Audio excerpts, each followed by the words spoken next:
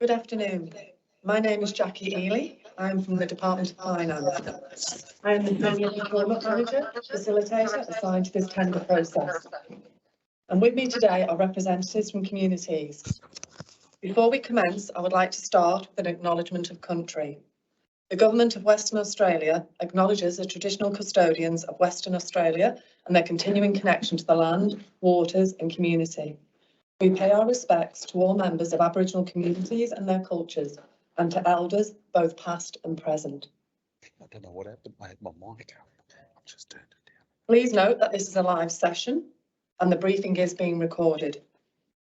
Communities will conduct the briefing and you may post your questions and comments during the session. However, there will not be a Q&A session at the end. Instead, communities request that any questions you may have, in addition to what is posted in the comments box today, are emailed to myself as the facilitator of the process. All questions and their responses will be published onto Tenders WA as an addendum and will be available for download. Please note that the tender closing date is the 11th of August at 2:30 p.m. Please ensure that you allow plenty of time to submit your offer. After the closing date, the evaluation panel will assess all the offers. What to include in your tender application? There are a number of links that have been provided in the request document, and we recommend that you access those links to familiarise yourself with what information is available to you to support you when you're submitting your tender. In writing your response, please assume that Communities has no knowledge of you, your business or your experience in working with the client groups or the current out-of-home care service arrangements.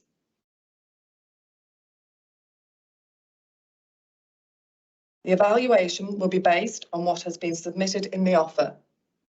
In addition, Communities may shortlist respondents against the qualitative requirements and proceed to invite only shortlisted respondents to offer a service delivery presentation, either in person or by a mutually agreed electronic platform, and a site visit to a main location where proposed service delivery is to commence as specified in the request. Please do not include any links to external web pages, as they will not be opened or assessed. All prices must be in Australian dollars and exclude GST. Please also note that Communities will be appointing an external probity advisor from the close of tender. Thank you.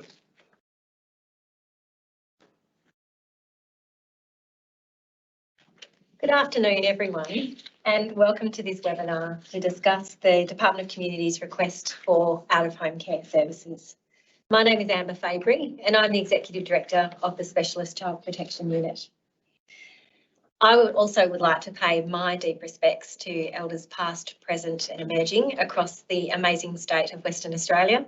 I know that many of you are joining us today from areas outside of the metropolitan area, but we are here on Wajak Noongar Budja and certainly want to pay my respects to their Elders past, present and emerging. I'd like to thank all of you that have joined us today and also acknowledge the broader contribution for your engagement and support of this out-of-home care commissioning, the recommissioning process for the care to vulnerable children and young people in WA. Thank you also to the advocacy provided by your peak bodies, so the Child and Family Alliance WA, the Noongar Family Safety and Wellbeing Council, as well as WACOS. I'd also like to acknowledge the vast contribution of Yorganup. They have been mentoring other Aboriginal community controlled organisations and sharing their expertise with the emerging organisations who are seeking to operate in this service area, entering the market to provide a variety of culturally appropriate care services across our state. And may I also thank and recognise the significant amount of work and effort put in by community staff to get us to this point as well. I'm so very pleased as to where we are now in this tender process. Together, we have reached a significant milestone for child protection reform, as today we run through the released out-of-home care tender documents in a final bid to make sure it's absolutely clear the thinking behind the request and to encourage and support you all to put your best offer forward during this stage of the procurement process. So let me provide a brief summary of the steps that led us to get to this point. So as you're all very well aware, the Department of Communities is responsible for the delivery of out-of-home care services through direct service delivery, as well as via contract and grant agreements to community service organisations across the state. Out-of-home care provides children with stable and nurturing care, enabling them to heal from trauma and support them to develop and maintain long-lasting relationships with their biological family, carer family, and other significant people in their lives. Over the last 10 years, there have been really significant changes in the out-of-home care system, including population growth and increasingly complex behaviour of children entering care.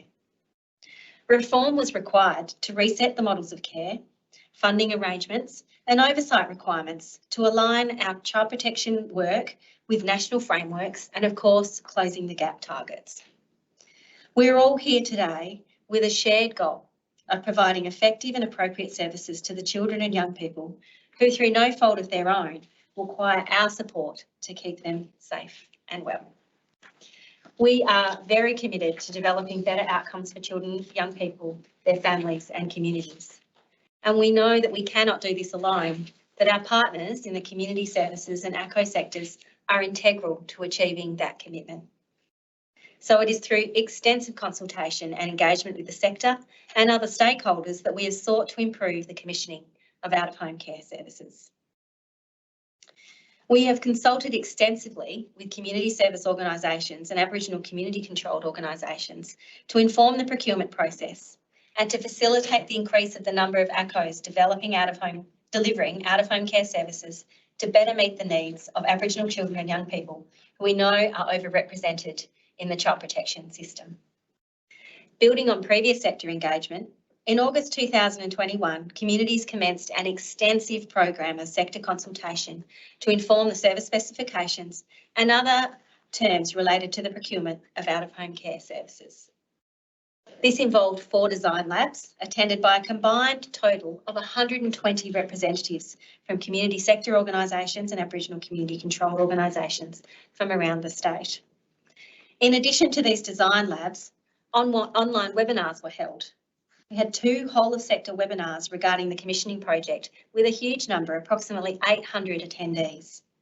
We've run online information sessions for Aboriginal community controlled nominees who came through an expression of interest process with about 30 attendees.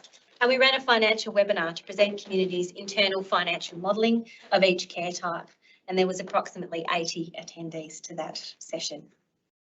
We've also held a range of individual meetings with service providers, and that was outside of the formal consultation mechanisms to further support the development of the service specifications and address issues specific to individual organisations. And then on the 27th of April, communities released the draft service specifications to the sector for their feedback for a 4-week period ending on the 26th of May. We received 10 written submissions which provided feedback on a range of issues that have been considered within the request for tender documents. As part of the consultation period, communities also convened 2 workshops, one for community sector organisations and one specifically for ACOs. In line with closing the gap principles of self-determination, earlier this year communities released an expression of interest specifically requesting ACOs that were interested in providing care arrangements and supports to children and their families to tell us they wanted to be involved in contemporary care service provision. We had an overwhelmingly positive response with 43 ACOs from almost every region in WA wanting to be involved, willing and able to work with communities to deliver culturally safe services for children and their families and support our commitment to closing the gap. The Out-of-Home Care Commissioning Project has sought to develop a service system that is focused on the best interests of children, is coordinated, is flexible and innovative, will deliver quality services accountable to high quality standards, and is sustainable. I would now like to introduce Regional Executive Director for the North Metropolitan Region, Ben Whitehouse. And Ben is going to outline for us the 5 care types being sought in this request for tender. Thanks, Amber. Good afternoon, everyone. I'm going to take you through the 5 different care types that we are seeking, the Department of Communities is seeking to procure, and I will talk to you about them in more detail as outlined in the tender document. So can I just ask you to turn your eyes to page 8 of the tender document if you've got it. What that outlines is a full graphic description of the out-of-home care system. You'll notice that the Department for Communities is seeking to create a service system, a full service system for each area of the state. On page 16 of the tender document, you will see the minimum number of care arrangements that the Department of Communities is seeking to procure in each area. That is to allow the Department of Communities and the community services sector to deliver a suite of out-of-home care services to support children in each area. I'll now go through the 5 care types. The care type 1, emergency community foster care. This emergency community foster care is for children that require emergency out-of-home care after hours. This care type is seeking care for children ages 0 to 18, or if engaged in their final year of high school or equivalent to the end of the calendar year in which they turn 18. This care type is seeking emergency care type referred after hours, typically in the night or on weekends, and is requesting a minimum length of stay of 7 nights with a maximum length of stay of 21 nights. Children may have siblings with them. Communities is not seeking to provide a property with this care type. The quantum of care nights sought is 3,360 nights per annum. That equates to 280 nights per month. All these nights are being sought in the Perth metropolitan region. CSOs that are seeking to provide emergency community foster care must request to provide for a minimum of 800 nights per annum, and Aboriginal community controlled organisations wishing to tender for emergency community foster care must request to provide a minimum night of 300 nights per annum. This care type is for those children that require immediate care when they have either entered care or that they have a care arrangement breakdown. I'd like to move on to the next care type, which is temporary care. This is a new type of care to the out-of-home care system in Western Australia. The Department of Communities is seeking a service provider that will provide a safe, stable and nurturing environment for children who are in the CEO's care and without a stable care arrangement. This is to attempt to prevent children from moving around out-of-home care. One temporary care service provides for 4 children aged 0 to 12 years with low to moderate needs. Low to moderate needs is defined at needs assessment tool levels 1 to 3. To assist you to understand what those needs of children's at NAT levels 1 to 3, you can go to Appendix B in the tender documents, which gives you some really good examples of what those needs may look like. Carers in this care arrangement type could either be foster carers or a new category referred to as foster carers other residents, which is defined in the tender document. The length of accommodation for each child is up to 3 months. However, in consultation with the community service sector provider, this may be extended for a further 3 months. In both metropolitan and country areas, these children will enter this care arrangements as either newly arriving into the out-of-home care system, or from other care arrangement types, including family care, community foster care, group foster care, and importantly, also from residential care. A core component of the temporary care type is to support children to maintain existing connections within their local community. The Department of Communities is seeking 1 temporary care service in every child protection district in the state. The goal of that is that children can stay in one within their community, while a safe longer-term care arrangement can be sought, which could be returning home or to another care arrangement type.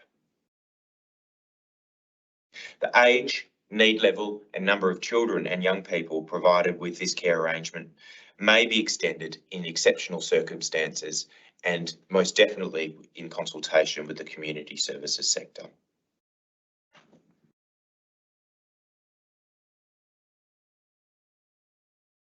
An important part of children staying in temporary care arrangements will be gaining information around their child's needs, wants and likes. This will assist the Department of Communities and the community services sector to ascertain their needs and then determine the safest and most suitable spot for that child to transition to. There is an option for communities to provide a house or property with this type of care arrangement. However, you must clearly state this in the tender response. If the community service sector is seeking to use their own property or a rented property, is the responsibility of the service provider to have appropriate local government approvals and to demonstrate this in the document. A key goal of temporary care is for children to transition out of temporary care but remain with the service provider. So preference will be given to service providers that can demonstrate that they can provide temporary care as well as other care types. An important difference in this tender process is that for Aboriginal community controlled organisations only, communities are seeking proposals to provide temporary care services as well as the service to identify family care arrangements for Aboriginal children within temporary care. For those identified care arrangements, ACOs will identify safe family to care for the child, assess the potential family carers against the carer competencies as outlined in the regulations, approve the potential family carer, and continue to support the family carer arrangement under the community foster care type. So the proposal is to provide temporary care arrangements for the child, as well as identify suitable family, assess that family, transition the child, and then support that care arrangement in the community foster care type. The Department of Communities is really looking to use the expertise and innovation of the community services sector and believe that temporary care can look many different ways. Some examples can include, but are not limited to, 4 children in one house provided by the Department of Communities, 4 children in a house that's provided by a sector organisation, or home-based care arrangements. However, any proposal must demonstrate the ability to group 2, 3, 4 or 5 children in exceptional circumstances together, because a key goal of temporary care is to keep siblings together. We don't want to split them up. For all community sector organisations, the Department of Communities is seeking to procure 68 temporary care arrangements. That's 4 temporary care arrangements in each of the 17 child protection districts. If you're looking for a definition of what the child protection district is, it is in the tender document.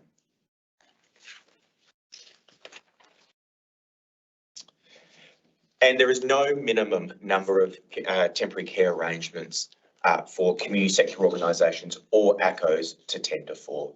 You are entitled to tender for 1. Community foster care. Okay, so this is the big one. The department is seeking to procure safe, stable and nurturing care arrangements for children in a home-based family setting. This is for children aged 0 to 18, or if in their final year of school, to the end of the calendar year in which they turn 18. A community foster care arrangement may have a child or sibling group from more than one family with them at any one point of time. Each child in a care arrangement represents 1 care arrangement. If there are 3 children in a care arrangement, that represents 3 care arrangements. Carers in this care arrangement type may be either foster carers or foster carers' other residents. Children in these in community foster care can have the full spectrum of needs of children in out-of-home care, from typical behaviour of children to highly complex behaviours. That is needs assessment tool levels 1 to 5. Again, if you're looking for examples of those behaviours, please go to Appendix B. It is expected that service providers are able to evolve individual care arrangements to meet the changing needs of children. Children, as you all know, children's needs evolve over time. It is expected that service providers can evolve the support provided in care arrangements to meet those changing needs. The care arrangement support cost or CASC will apply in community foster care. That provides different levels of funding for different needs of children. Typically, referrals from communities will be received during work hours unless under extraordinary circumstances. Communities are seeking service providers that can provide a mix of foster carers. From those type of carers that can provide temporary care arrangements, so for a short period of time, those carers that can provide permanent care arrangements, that is carers that can care for children for the remainder of their childhood and beyond, as well as carers that can provide short breaks to carers, previously known as respite carers, that can partner with a primary care arrangement to provide support and breaks. You don't need to classify carers as that. However, the Department of Communities is seeking to preference service providers that can provide a higher proportion, can demonstrate that they can provide a higher proportion of permanent care arrangements. Children coming into community foster care can come into community foster care as new to care or from other care arrangements such as family care, group foster care, temporary care, complex community care, and importantly, again, from residential care. Service providers will actively work with communities to support children that are aged 15 and over to transition into adulthood and beyond with stability and smoothness. Again, as a goal for children to stay connected to the same care arrangement and service provider, preference will be given to service providers that can provide more than one care arrangement type. So that is community foster care and another type of care arrangement. The provision for Aboriginal community controlled organisations also regarding family carers also applies in this circumstance. That is, communities seeks innovative proposals from ACOs to provide community foster care as well as identifying suitable family for that child to transition to live with. If the ACO is able to identify a safe family, they will identify that family. They will assess that family against the competencies as defined in the regulations. They will approve the potential family carer, and then they will continue to support that family carer under the community foster care type. For all community services sector, but specifically to metropolitan areas, communities is seeking service providers that can provide care arrangements specifically to children with disability. Service providers who are doing this, however, will need to demonstrate that they can transition those children from community foster care into disability host care arrangements or other care arrangements as they enter adulthood. That is, if you are providing a community foster care arrangement to a child with disability, you need to be able to demonstrate that you have the capability and willingness to transition that child into adulthood into a safe and supported care arrangement. Communities are seeking service providers that are also willing to provide care arrangements for children transitioning from more intensive communities, intensive care arrangements provided by resident. Communities are seeking service providers that can transition children out of residential care, noting that those children are aged 12 to 17 and so are older. For all community service sector, specifically to regional areas, service providers will need to demonstrate that they can provide care for the full range of ages of kids, So the minimum number of care types.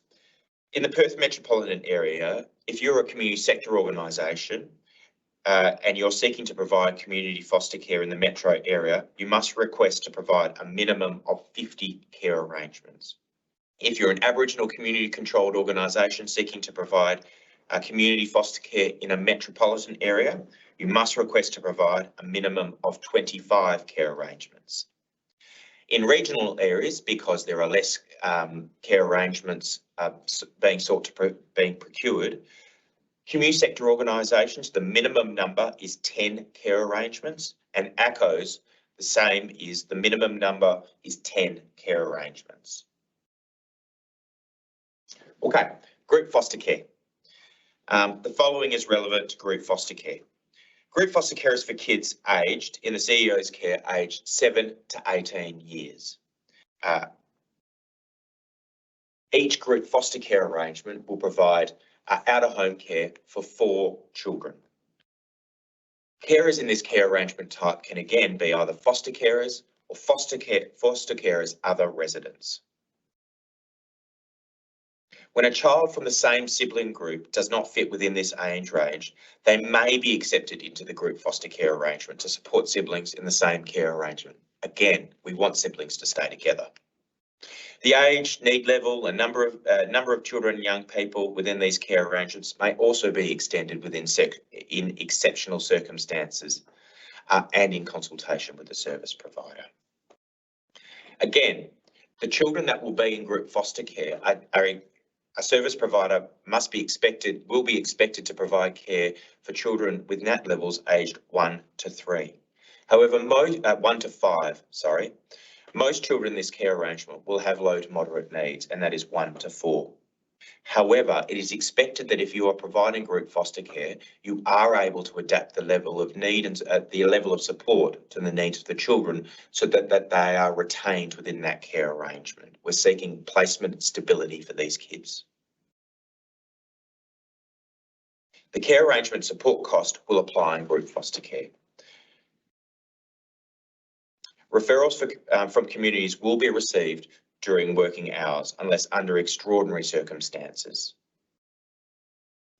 Again, kids entering group foster care may be new entries to care, but they may also come from family care, community foster care, temporary care, complex care, and residential care. There is an opportunity for communities to provide a house with this one. However, the same provisions apply, and you must make that clear in your tender response. If you are seeking to use your own asset, then you need to demonstrate that you have approval to provide within that asset. Each kid needs to have their own bedroom. However, there may be times when siblings are allowed to share where appropriate. There is no limit to the length of time that kids can stay in group foster care. However, the aim is for children to transition to less intensive care arrangements. And again, really importantly, the Department of Communities is seeking service providers who can support kids to transition smoothly, safely, and with stability to life beyond out-of-home care when they turn 18. Preference will be given to service providers who will use the sanctuary model. The sanctuary model is used in the Department of Communities residential care, and it's expected that there will be children that are provided care within residential care and group foster care, and this is to support children to be cared for in roughly the same way. Preference will also be given to service providers that can demonstrate a model to transition children out of group foster care to less intensive care arrangements, where it's in the best interest of the kids to do so. So importantly, again, preference will be given to service providers that can demonstrate that they can provide more than one type of care arrangement. The same provision applies for Aboriginal community controlled organisations that are seeking to identify, assess, approve and support family carers for children that are placed in group foster care. The Department of Communities is seeking to procure 156 group foster care arrangements. So that's 39 different services across the state. The locations have been are demonstrated in the tender document, and they have come about through significant consultation with stakeholders, as well as experience around where it is best to have these group foster care arrangements. Again, there's no minimum number of provision for CSOs or ACOs to provide group foster care. Okay, and on to care arrangement type 5. The following is relevant to complex community care, which is care arrangement type 5. This is the type of care arrangement that provides care arrangements for children and young people in CEO's care with complex and extremely complex needs. These children were likely to be have behaviours that are akin to needs assessment tool levels 4 and 5. And again, I draw your attention to Appendix B in the tender document. These may include children with extreme behaviours who pose a significant risk to themselves and or others. And these children may also be on criminal justice orders or have been released on bail. We know that we do have children that are very young with extremely complex needs. While it's not our first choice to have children in complex community care that are under the age of 10, it is possible, and service providers need to be prepared that in some circumstances there will be children at NAT levels 4 and 5 who are aged under 10 in this care arrangement. Carers in this care arrangement type may also be foster carers or foster carers' other residents. Again, referrals will be received during work hours unless under extreme or exceptional circumstances. These kids will may come immediately into care to this care arrangement immediately from entering care or from all other type of care arrangements in the out-of-home care system. When a child enters this complex community care arrangement from residential care or secure care, the complex community care service provider will be expected to actively plan that transition from those care arrangements.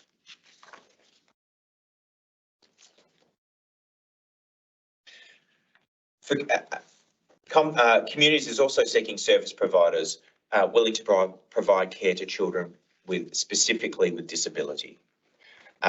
Service providers will need to demonstrate that they can transition children with disability from complex community care into disability host care arrangements or other care arrangements as they enter into adulthood. We want it to be as smooth and safe and stable for kids as possible. A really core component of complex community care is that the service provider can demonstrate that they can prioritise children attending school, alternative education or employment. While there's no time limit for children remaining in complex community care, the general goal for children in this care arrangement is to transition to less intensive care arrangements over time. And again, it's really important that the service provider in this care arrangement can work with the child and the Department of Communities to safely transition these children into adulthood.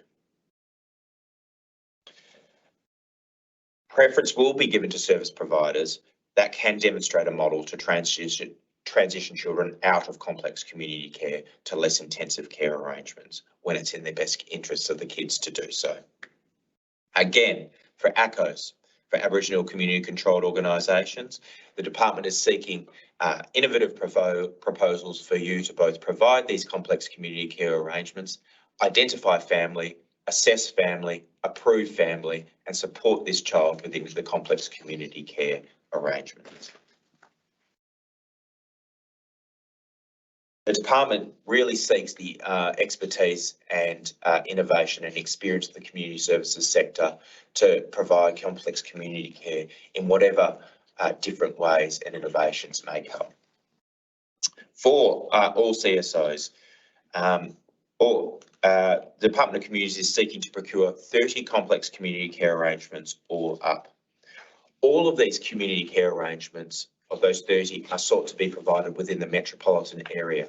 However, the Department of Communities will consider all offers from the community services sector if you offer to provide community care, complex community care in other parts of the state.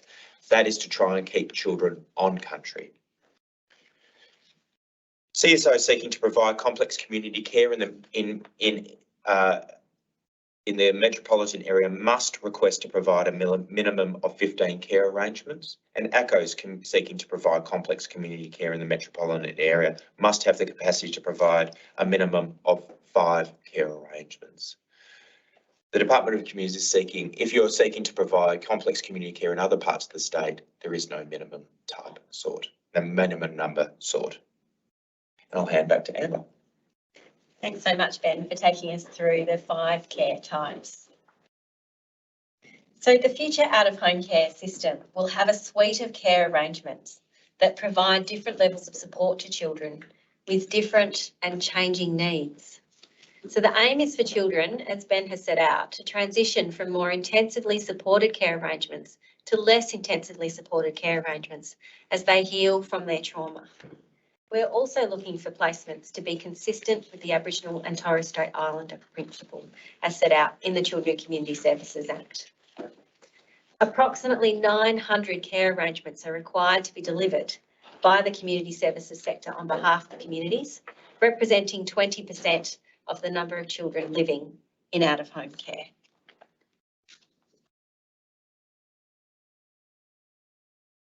So we've now run through the application process requirements and the background. And please remember to add your questions to the chat or email them to Jackie Eli. I'd now like to welcome Michael Gravola, Chief Financial Officer for the Department of Communities, to talk to the price schedule and financial information expectations. Great, thanks for that, Amber. You may recall back on the 10th of March, we had a financial information session which we recorded for the sector. And through that, we went through the assumptions that we'd made around the costs associated with provision of out-of-home care. That recording is available to you as part of your tender packs, as are the questions that came out of that session and we've subsequently answered. So that also forms part of your tender packs. So for those of you who are playing at home, if you turn to page 59 of the pack, that will tell you what our pricing schedule looks like. It's a fairly bland sort of document, and it's quite summarised to make it easy for everyone to fill in and easy for us to compare service model provisions. However, I do urge you to include as much information as you feel adds value to your proposition in the supporting information to that document. It will be evaluated as well as the pricing schedule, but it's important the pricing schedule is also completed. So just a few words. Whilst this tender document may seem overwhelming, while this process may seem daunting, it's simply the method the government uses to ensure that we purchase services providing safe, stable and culturally appropriate supports for children and young people in care. We don't want organisations interested in supplying these services to be intimidated by the tendering process and the amount of information required. We're interested in working with you to understand your model and how much it's going to cost to deliver that model. Communities acknowledge that there is work involved in drafting this tender response, and please note that if you're having difficulty interpreting the information, then Jackie is available to answer questions, and that will be through a controlled process. So please email only Jackie or contact her directly. Communities is committed to ensuring that we support service providers to overcome challenges that this process may present for organisations. The goal really is to increase the number of service providers delivering out-of-home care services. Thanks, Beth. Thanks, Mac. I appreciate that. Now, I'd like to mention the resources in the appendices and the tender information pack. So as Ben has referenced quite a few times, we've got Appendix A, which sets out communities' regions, because you'll see on page 16 that we've set out per region what we're seeking to purchase. But you may not know which towns, which offices are part of those regions. So we've got this fabulous interactive map that is Appendix A. Appendix B is the needs assessment tool sample of behaviours. And again, as Ben has referenced to each of those care types, when you're thinking about what kinds of behaviours you might see from a young person at a needs assessment tool level 1, 2, 3, 4 or 5, we've given you a sample of behaviours from a couple of different children. So that's Appendix B. And Appendix C sets out a glossary of terms so that the various terms that are used throughout the document are described and therefore consistent. There's also supporting information for tender applicants, and again, these have been referenced by my fellow panel members. So a copy of the financial webinar slides and answers to the questions raised is available to you. There's also a summary of the feedback received as part of the consultation process and how it was considered in the final request for tender documentation, and that includes reference to the outcomes of the 4 workshops that were held over the last 4 weeks. Also, Yorganup developed the values and principles informing Aboriginal community controlled organisations and sector organisation partnerships. So this is a document that has been produced so that you've got some guiding principles and values for those partnership relationships. There's also information on support available from the Department of Finance and communities to assist organisations in responding to the tender.